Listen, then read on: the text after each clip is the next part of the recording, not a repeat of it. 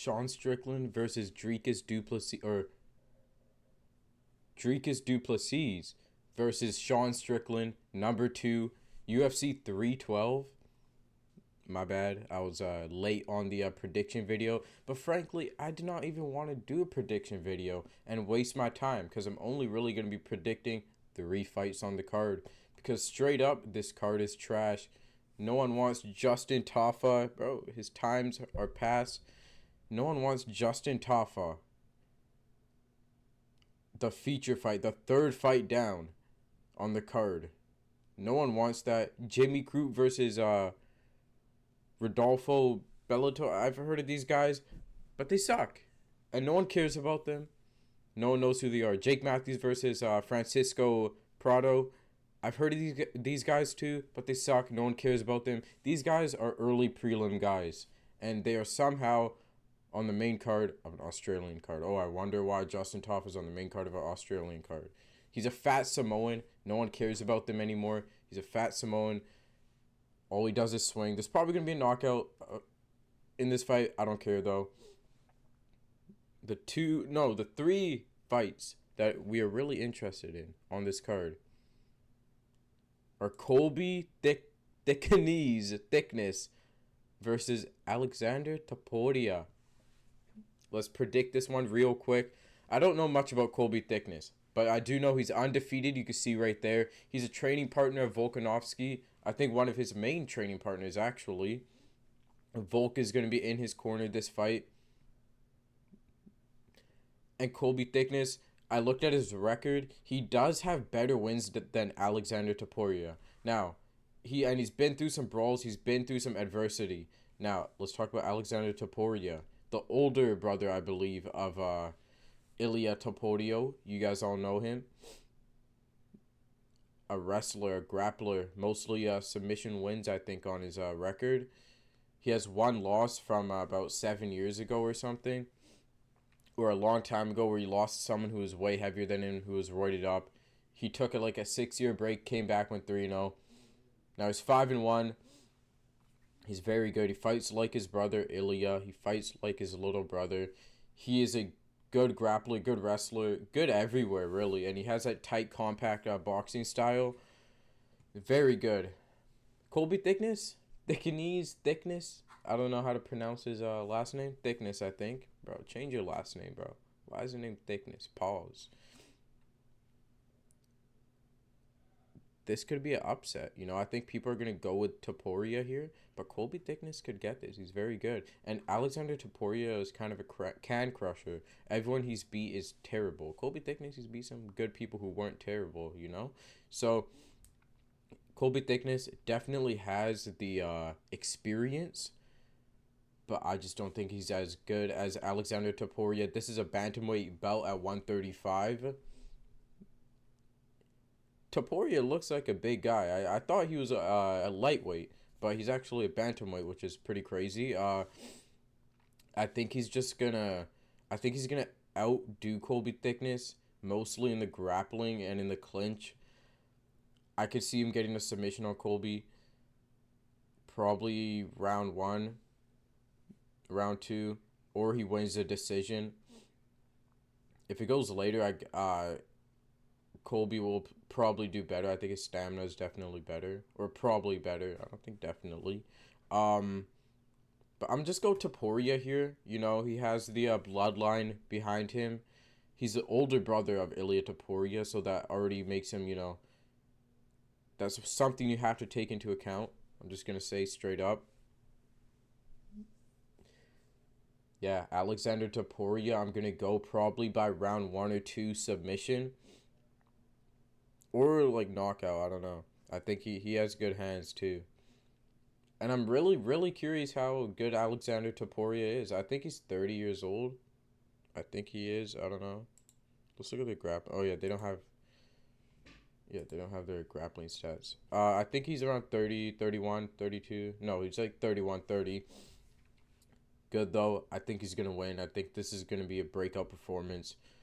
They should have had this on the main card, though. The brother of Ilia Topuria making his UFC debut. They could have hyped it up so much. I definitely I'd want to see this fight way more than Jake Matthews. Way more than Jimmy Crute. Way more than Justin Taffa. No one cares. This should have been the feature fight. This really should have been the feature fight. Alexander Topuria. Oh, I forgot Wang Kong versus Bruno Brazil is on this card. Wang Kong is very good. Um, she did lose her last fight in an upset. She's a big favorite. But of course, like a shitty Brazilian had to throw an overhand, get her wobbly, and then choked out Wang Kong. Wang Kong does not have good grappling. But her striking is so good. She's one of the she's one of the few women's fighters who actually entertaining to watch. I'm gonna go with Wang Kong here. I wasn't even planning on to predict this, but I forgot it was on the card. She's very good. The Joker, she puts on that act. I think Bruno Brazil, even in the weigh-ins, actually put on a Batman mask, which is pretty crazy. Batman versus Joker. But I'm going to go Wang Kong. I think she's just better. And let's see their stats here. Oh, they're the same, basically, ever. Leg reach is, wow, different. Okay. But yeah, she's not bad. All right. But yeah, I'm going to go Wang Kong. Is Ray Saruya on this card? No, I think his fight got canceled. Anshul Jubilee, no one cares. Hindu. Alright. Zhang Wei Li versus Tatiana Suarez. Very tough fight, honestly. Pretty crazy to see Zhang Wei Li as a underdog, but it makes sense. Tatiana Suarez is good. She's very good wrestler. Just very good overall fighter. Excuse me. I apologize. But I'm going to go with Zhang Wei Li. I think she's going to tough it out. One thing to be said, though. Tatiana Suarez is very good. I could see this being a fight where Zhang Wei Li just cannot find her takedown defense. She can't find the underhooks. She can't find stuff. And I can see this being like a 3-2 to where those 3 rounds where Tatiana won, where she just sat on Zhang Wei Li the whole time. I can really see that happening. But I'm just going to go Zhang Wei Li because she's slightly more active. Now, Zhang Wei Li is not an active fighter. I think she should fight more. But at the same time, there's not really much people for her to fight in her division, So you can't really blame her that much. But Tatiana Suarez has been out. I don't even think she fought last year or even in 2023. I don't know when the last time she fought. I don't think she didn't fight in 2024. I don't think she did. Or I could be lying. I don't know. But she's undefeated, though. She has that undefeated aura. Very good wrestler. I could very well see her winning. But, I'm just going to go Zhang Wei Li because she's more active, even though they're both not active. And also Tatiana coming off of injury. Zhang, I think, has better hands. I think she definitely does. I think her boxing's definitely better. And I think she'll be able to do good on the ground. I think she could even reverse some positions from Tatiana. You'll be surprised. And I think she's a harder worker too. Zhang Wei Li, I'm going Zhang Wei Li. Now, the main event, Dricus du Plessis defending his belt for the second time against Sean Strickland in the rematch. We all know how their first fight went. Very good first fight. UFC 296. UFC 296 in Toronto, I believe. Very good fight.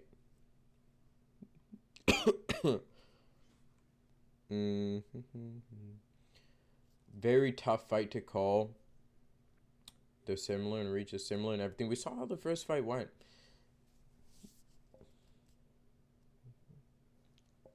I really don't know with this.